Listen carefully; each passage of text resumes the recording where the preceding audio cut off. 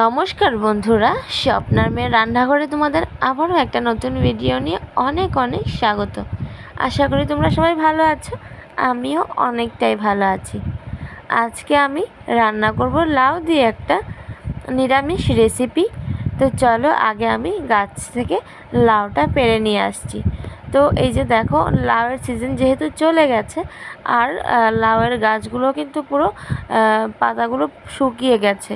তো তোমরা দেখতে পাচ্ছ, তারপরেও কিন্তু গাছের মধ্যে ছোট ছোট দু তিনটে লাউ ঝুলে আছে।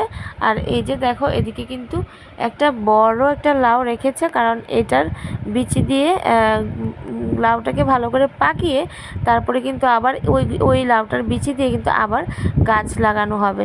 আর এই যে দেখো, ছোট একটা এখানে লাউ আর ওই দিকে একটা ছোট লাউ। তো আমি এখানে দুটোর মধ্যে এইটা একটু বড় ছিল, তো ভাবলাম আমি এই লাউটা পেরে আজকে নিরামিষ একটা রান্না করব।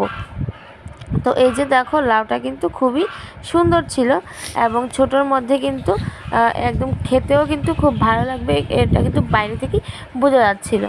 তো তারপরে কিন্তু আমি লাউটা নিয়ে সোজা চলে আসলাম রান্নাঘরে আর বসে পড়লাম দা নিয়ে। তো এই যে দেখো, আমি কিন্তু লাউটা কাটা শুরু করে দিয়েছি, আর এখন লাউয়ের আঁশগুলো ছাড়িয়ে ভালো করে সুন্দর করে কিন্তু আমি কেটে নেব। তো এই যে দেখো, শুরু হয়ে গেছে লাউ কাটাকুটি।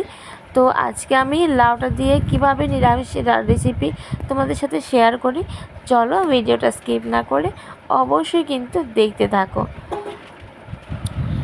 সব সময় কিন্তু লাউ দিয়ে মাছের মাথা দিয়ে খাওয়া হয়, তো আজকে ভাবলাম একটু অন্যরকমভাবে লাউটা রান্না করি। যেহেতু একটু লাউয়ের সিজনটা চলে গেছে, আর এই সিজনের মধ্যে কিন্তু লাউ খেতে সেরকম বেশি ভালো লাগে না, তাই ভাবলাম নিরামিষ করে খেলে কিন্তু অনেকটাই বেশি ভালো লাগবে। তো এই যে দেখো, আমি কিন্তু কুচি কুচি করে লাউটা কেটে নিয়েছি। তারপরে কিন্তু এরকমভাবে কুচি কুচি করে আমি পুরোটা লাউ, এক থাল ফুল হয়ে গেছিলো কিন্তু, তো আমি সবটা লাউ কেটে নিয়েছি। এখন আমি লাউটাকে ধুয়ে নিয়ে আসব। আর লাউটাকে ধুয়ে এনে চলে গেলাম আমাদের সবজি বাগানে। তো এখানে দেখো অনেক কিছুই আছে, বেগুন গাছ আছে, কাঁকরোল গাছ আছে, কুমড়ো গাছ আছে, অনেক কিছু গাছ আছে।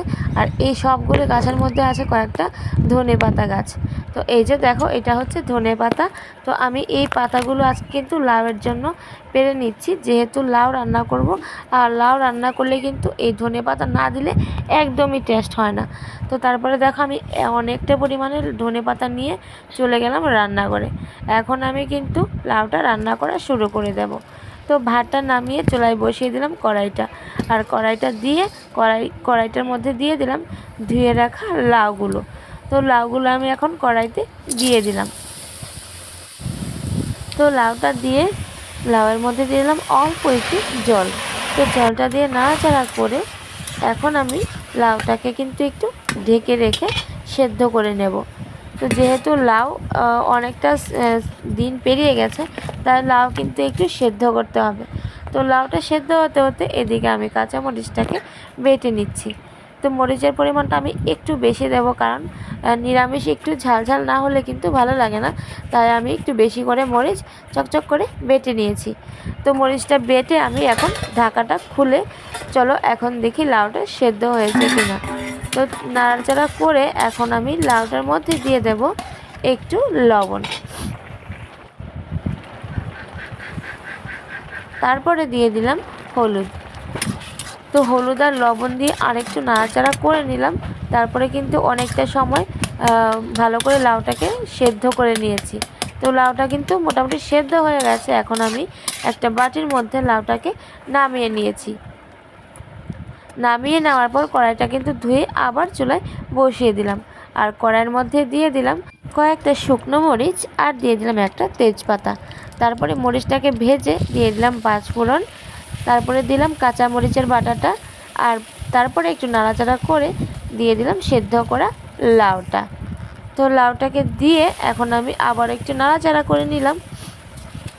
নাড়াচাড়া করে কিন্তু আমি মরিচ বাটাটা সুন্দর করে লাউয়ের সাথে মিশিয়ে দিয়েছি। তারপরে দিয়ে দিলাম কুচি কুচি করে ধনে পাতাগুলো।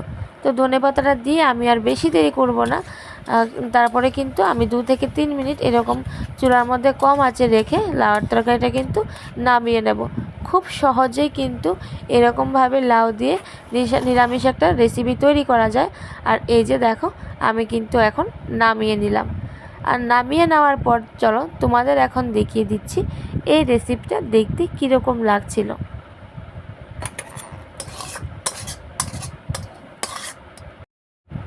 তো এই যে দেখো মাছ ছাড়াও কিন্তু লাউ এরকমভাবে রান্না করা যায় আর খেতে কিন্তু ভীষণই ভালো লাগে। তোমাদের কীরকম লেগেছে আমার এই নিরামিষ লাউ রেসিপিটা দেখে অবশ্যই কিন্তু কমেন্ট করে জানিও। আর যদি ভালো লেগে থাকে তাহলে প্লিজ অবশ্যই একটা লাইক করে দিও। আর যারা যারা আমার চ্যানেলে নতুন ভিডিও দেখছো তারা প্লিজ প্লিজ প্লিজ আমার চ্যানেলটাকে সাবস্ক্রাইব করে দিও।